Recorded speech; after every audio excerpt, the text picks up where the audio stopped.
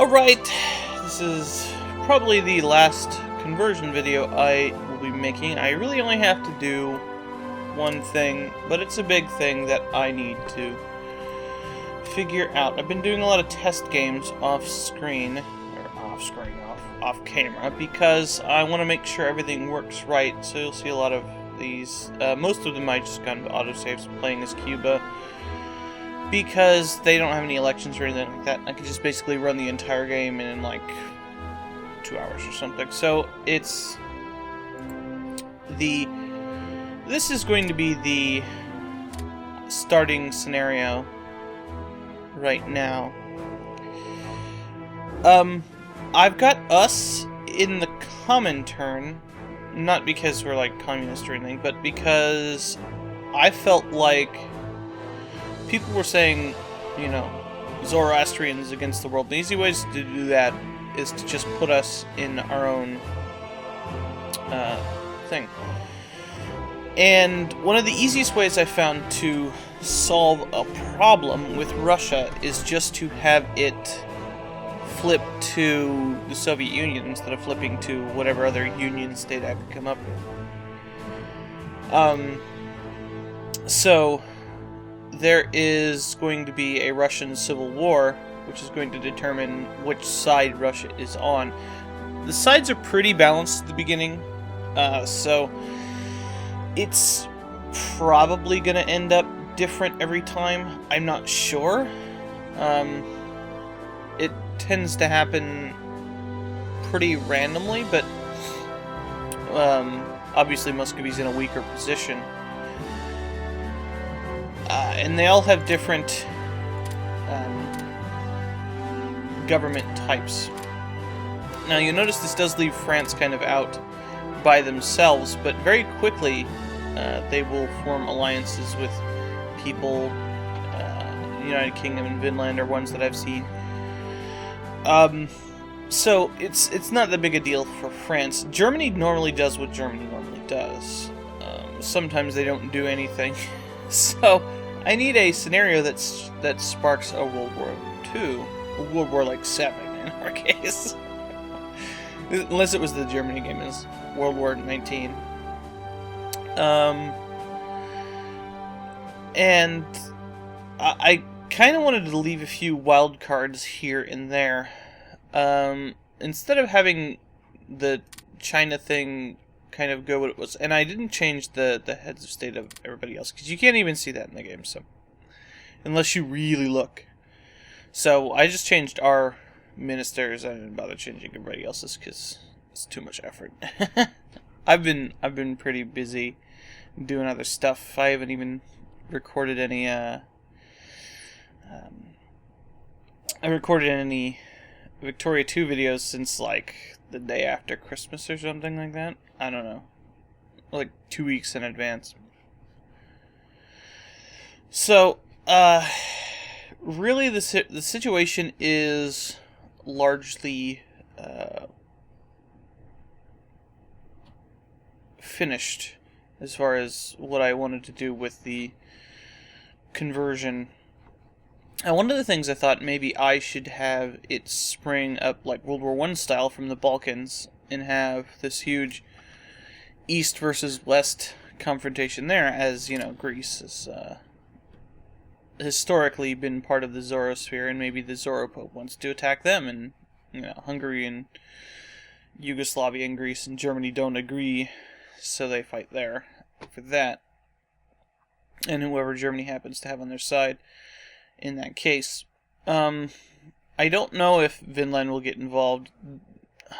One of the things I've seen is that without them being in the Axis and having the events that make the Axis go crazy, it's really hard to make them do anything.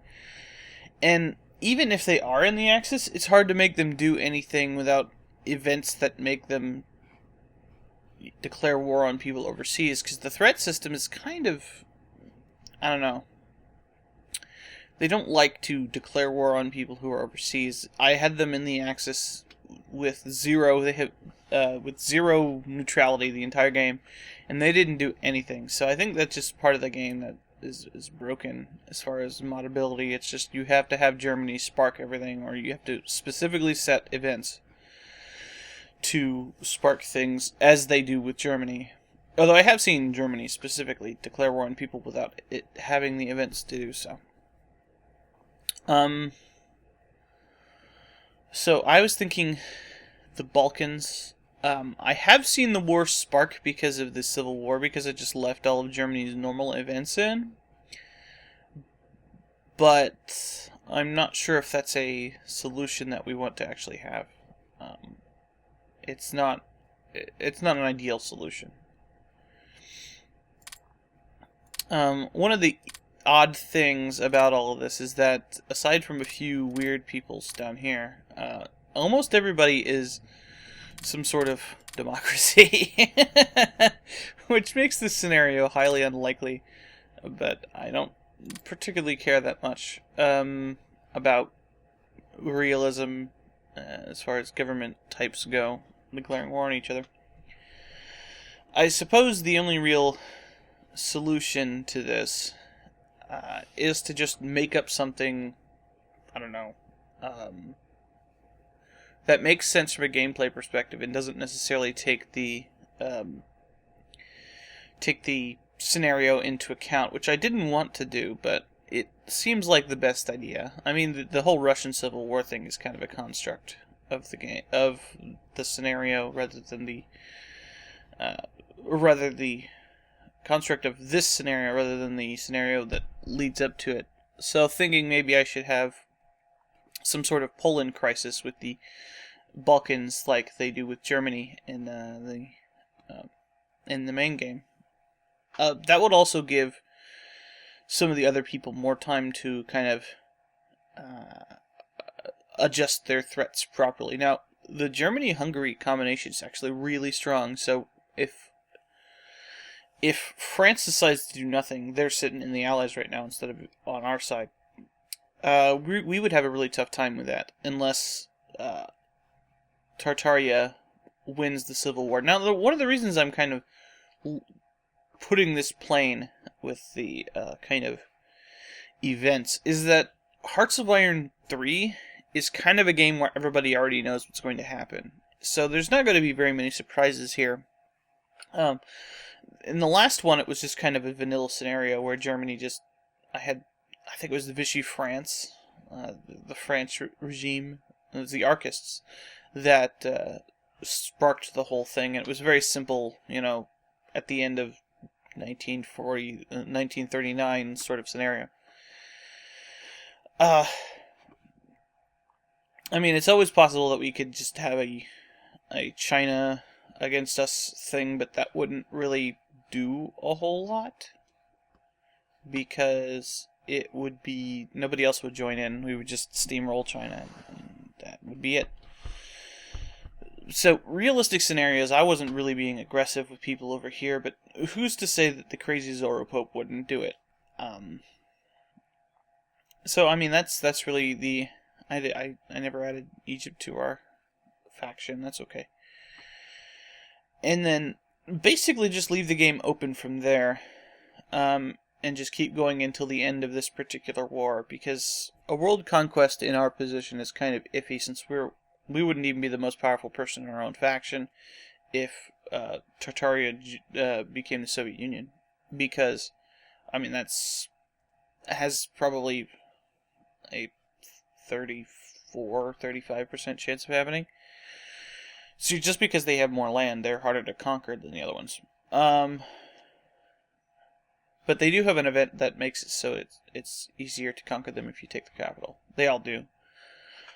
A la France in the normal scenario. I don't want to go too long on this, but let me know what you think.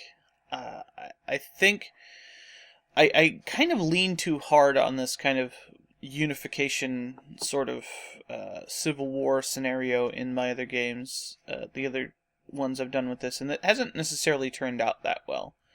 The Spanish thing in the last game I didn't turn out very well. The South America thing was horrible.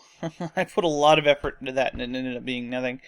So, I just think I should go for a kind of straightforward, everybody is focused on the Balkans sort of thing, and we can have events putting people on different sides, and we'll see what happens from there.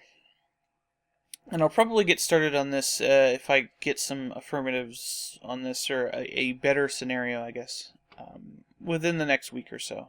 And I'll probably start a couple of side things before then, because just to fill up my time. So, yeah. Let me know what you think, and I'll see you later.